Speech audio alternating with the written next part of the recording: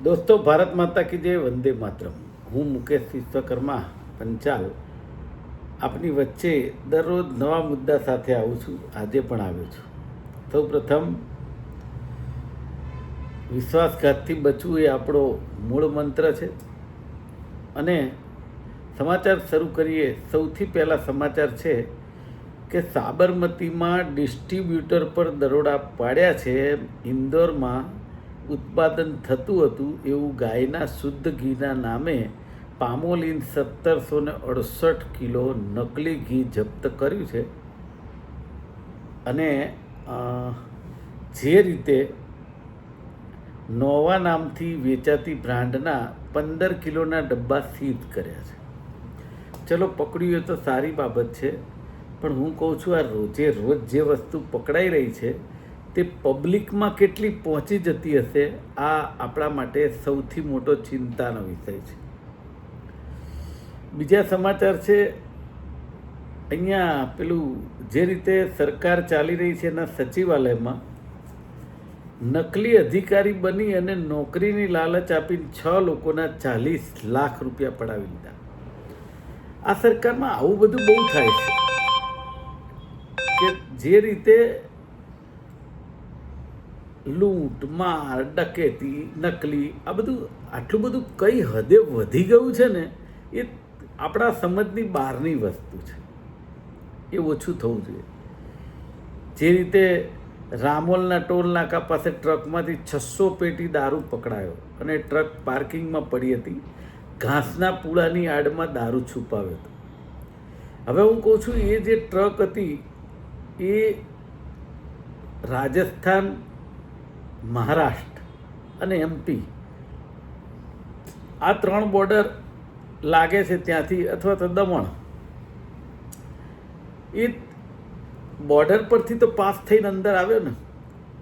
એટલે કહેવાનો મતલબ એમ છે કે ઘરનું મેઇન ડોર છે ને એ સિક્યોર નથી, અને કાં તો ભ્રષ્ટાચારથી ભરેલું છે. એના કારણે આ પરિસ્થિતિ છે. એટલે દારૂ રોજ મળવાનો, લોકો પીવાના અને મોતના મુખમાં ધકેલાવાના. અને એમાંય પાછો સારો ને ચોખ્ખો તો નહીં જ મળવાનો, આ ડુપ્લિકેટિંગ જ હોય. ત્રીજા સમાચાર છે, 4 અધિકારી સસ્પેન્ડ થયા બાદ પૂર્વ ઝોનમાં પ્રી મોન્સૂનની કામગીરી અટકી ગયાની આશંકા છે. નિકોલમાં તળાવના પાણીના નિકાલ માટે ભર ચોમાસામાં ખોદકામ કરાતા લોકોમાં રોષ થયો અને 2 દિવસમાં કામ પૂર્ણ કર્યાનો તંત્રનો દાવો છે. ખોદકામથી ગમે ત્યારે ભૂવો પડવાની સ્થાનિકોને ડર છે. સ્થાનિકોને ડર છે, તંત્રને નથી. તંત્રને તો ક્યારે શું થશે કે જ્યારે કંઈક જાનહાનિ થશે, 1-2 જણા જશે, કીડી મકોડાની જેમ આપણા દેશની અંદર માણસો મરે છે, પણ કોઈ જોવાવાળું છે નહીં. દાણી લીમડા ખાતેના એસ્ટેટમાં ચાલતા હુક્કા બારનો પર્દાફાશ. હવે હુક્કા બાર તો ચારે ને ચૌટે ચાલે છે. ખરેખર જો સરકારને આમાં ધ્યાન આપવું હોય ને તો આપી શકે, વર્ષોથી ચાલે છે. પણ આ તો 1-2 જણને હપ્તા ના પહોંચ્યા હોય અને આ રીતની કદાચ રેડ પડી હશે. બાકી તો હું એમ કહું છું કે આજે જ મેં વાંચ્યું કે જુલાઈમાં જીએસટીની આવક ₹2.11 લાખ કરોડ રૂપિયા આવક સરકારને થઈ. હવે સરકારને આવક થઈ, પરંતુ એ આવક શેના માટે છે? પ્રજાની સુખાકારી, પ્રજા શાંતિથી જીવી શકે એના માટે ટેક્સ આપે છે. અને એ ટેક્સના પૈસા ક્યાં વેડફાય છે ખબર નથી પડતી. પણ ચોમેર ભ્રષ્ટાચાર, અને ભ્રષ્ટાચારના કારણે રોડ, રસ્તા, પાણી, ગટર અને આરોગ્ય, શિક્ષણ, દરેક વસ્તુમાં ભ્રષ્ટાચારે માજા મૂકી છે. અને એમાં હું તો કહું છું કે જે અધિકારીઓ છે ને, એ અધિકારીઓ જે રીતે ભ્રષ્ટાચાર કરી રહ્યા છે એ રીતે અધિકારીઓની તપાસ કેમ નથી થવી જોઈએ. તમે સમજો કે એવું બહાર આવ્યું છે કે જનતા ભેળસેળવાળો ખોરાક ખાવા મજબૂર બને છે અને નેતાઓ માટે હાઇજેનિક 1 કરોડના ખર્ચે શાહી ભોજન આરોગે.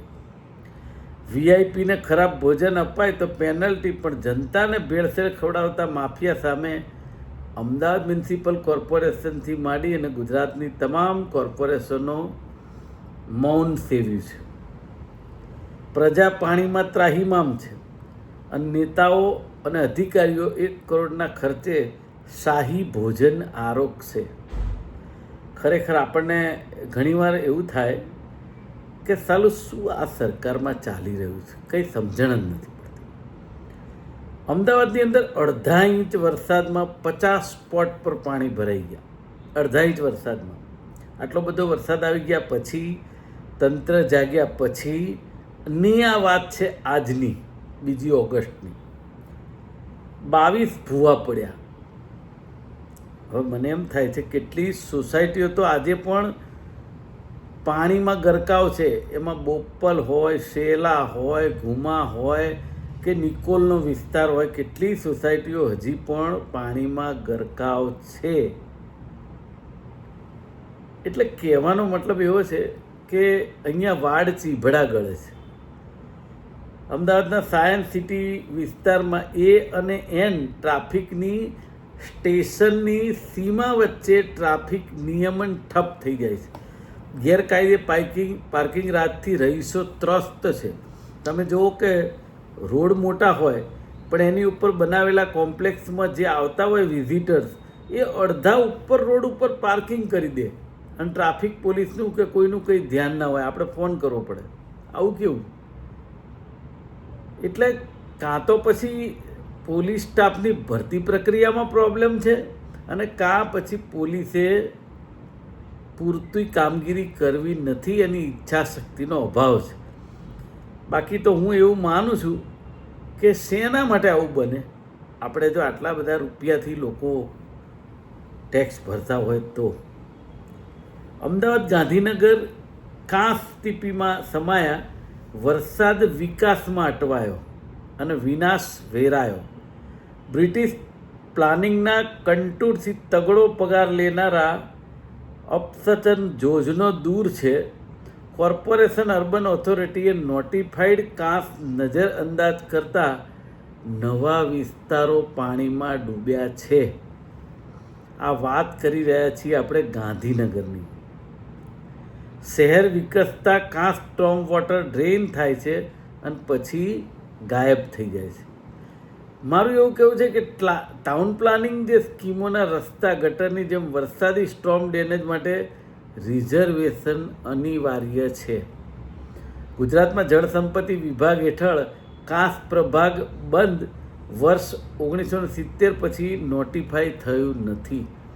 આ 30 વર્ષથી ચાલતી સરકાર માટેની વાત છે. સર્વે ઓફ ઇન્ડિયા SOIના નકશામાં દર્શાવેલા કાંસ પર બિલ્ડિંગ, રસ્તા અને દબાણો થઈ ગયા છે. એનું મૂળ કારણ શું? છેલ્લે હું પાછો આવીશ તો ક્યાં? ભ્રષ્ટાચાર ઉપર. કારણ કે કોઈ પણ જગ્યાએ મત લેવા માટે નેતાઓ જાય, કામ કરવા અધિકારીઓ જાય, પણ અધિકારીઓ ભ્રષ્ટાચાર કરે અને સીધું બંડલો મળી જતા ઉપર, એટલે નેતાઓ બોલી શકે નહીં. એટલે તમે જુઓ 30 વર્ષમાં ચૂંટાયેલા નેતાઓ જ્યારે ચૂંટાય ત્યારે એ શું હોય અને 2-4 વર્ષમાં એ શું હોય, આ ખાલી જોઈ લેવો. અને એની નીચેના અધિકારી શું હોય. હું આવતા અઠવાડિયે એક અધિકારીનો આખો વિડીયો મૂકવાનો છે કે જેણે મસ્ત મોટા રૂપિયા લીધા છે, આવતા વર્ષે રિટાયર થાય છે, પણ આવા અધિકારીઓને સબક શીખવાડવાની જરૂર છે. હવે છેલ્લો મુદ્દો છે, અમદાવાદમાં CNG ફરી મોંઘું થયું છે. 12 દિવસમાં 6 રૂપિયાનો ભાવ વધ્યો છે અને અદાણી CNGના ભાવમાં કિલોએ 4 રૂપિયાનો તોતિંગ ભાવ વધારો કાલે ઝીકી દેવાયો. મને એવું થાય છે કે સામાન્ય વર્ગ મુશ્કેલીમાં મુકાશે, એટલા માટે કે આ CNGથી વધારે પડતા ઉબર ચાલકો ને રિક્ષા ચાલકો છે. હવે એક તો માંડ પોતાના ઘરનું પૂરું કરતા હોય, એવા સંજોગોમાં જો આ ભાવ વધારો આવે તો કંઈ પ્રજા તો વધારે પૈસા તાત્કાલિક આપવાની નથી, પણ આખરે ભોગવવાનું કોને આવે? એ ચાલકોને. તો એના ઘરનું બજેટ વળી સીમિત થઈ જાય. એ ગમે તેવી નોકરી કરે, રાત આખી જાગે, બપોરે જાય, સાંજે જાય, એને ઘરાગી મળે ન મળે, પણ મૂળ આ વસ્તુ ઉપર સૌથી મોટો મદાર છે. અલ્ટિમેટલી ટોટલ કહેવાનું એવું છે કે સામાન્ય વર્ગ માટે સરકારે 100% ધ્યાન આપવાની તાતી જરૂર છે. ખાલી 2.11 લાખ કરોડ જીએસટી આવી જાય એનાથી સંતોષ માની હું કહું છું આવા લોકોને ફાયદો કરાવવાની જરૂર છે. તો મને એવું લાગે છે કે આશીર્વાદ પણ મળશે અને કેટલાક લોકો જે ખોટા પગલાં લેતા હોય એ અટકશે. આજે બસ આટલું જ. આપનો ખૂબ ખૂબ આભાર.